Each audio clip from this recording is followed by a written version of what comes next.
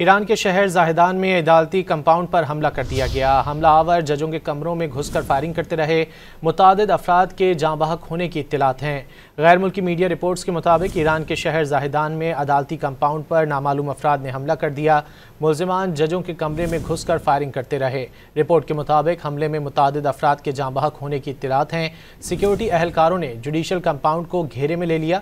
हमला आवरों से निपटने के लिए कार्रवाई शुरू कर दी गई। दहशतगर्द तंजीम जैशुल अदल ने मुबैना तौर पर इस हमले की जिम्मेदारी कबूल की है।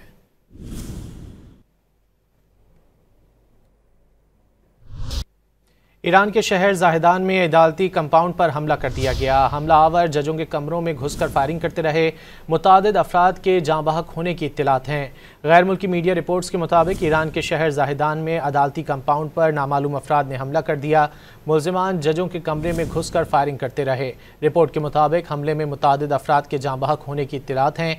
सिक्योरिटी अहलकारों ने जुडिशल कंपाउंड को घेरे में ले लिया। हमला आवरों से निपटने के लिए कार्रवाई शुरू कर दी गई। दहशतगर्द तंजीम जैशुल अदल ने मुबैना तौर पर इस हमले की जिम्मेदारी कबूल की है।